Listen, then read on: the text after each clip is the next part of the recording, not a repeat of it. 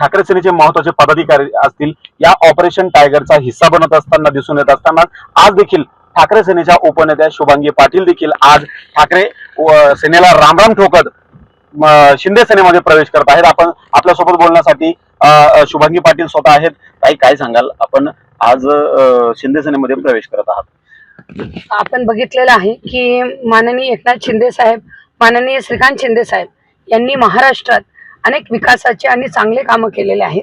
त्यांच्यावर विश्वास ठेवून आज आपण शिंदे सेनेत म्हणजे खऱ्या शिवसेनेत प्रवेश करत आहोत। नक्कीच जर बघितलं तर काल संध्याकाळपर्यंत आपल्याला या संदर्भात विचारणा होत असताना आपण या गोष्टी सर्व नाकारल्या होत्या, परंतु आता रात्रीतनं असं काय झालं की आपण आता पुन्हा पक्ष प्रवेशाला तयार झाला?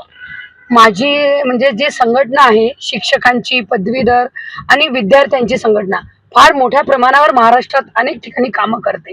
मला त्या अनेक पदाधिकाऱ्यांना विश्वासात घेणं, त्यांच्याशी बोलणं महत्त्वाचं होतं आणि म्हणून काल रात्रभर आमच्या अनेक पदाधिकाऱ्यांची चर्चा झाली आणि सर्व पदाधिकाऱ्यांनी अंतिम निर्णय घेतला की आपल्याला शिक्षक, पदवीधर यांचं जर अनेक हिताचे जर कामं करायची असतील तर आपल्याला शिंदे साहेबांच्या नेतृत्वात काम करणं आणि नेतृत्वात प्रवेश करणं गरजेचं आहे। नक्कीच जर बघितलं तर या संदर्भात आपल्याला पक्ष प्रवेशापूर्वी काही आश्वासनं देण्यात आलेली आहेत शिंदे सेनेकडून?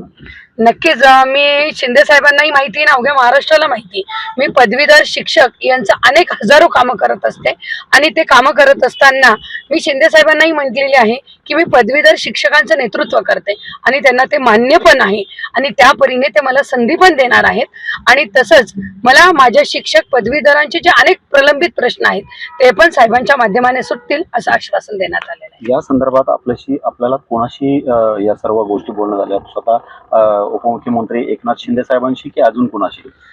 माननीय नामदार उपमुख्यमंत्री शिंदे साहेबांशी माझं बोलणं झालंय, माननीय खासदार साहेब श्रीकांत शिंदे साहेब यांच्याशी माझं बोलणं झालेलं आहे।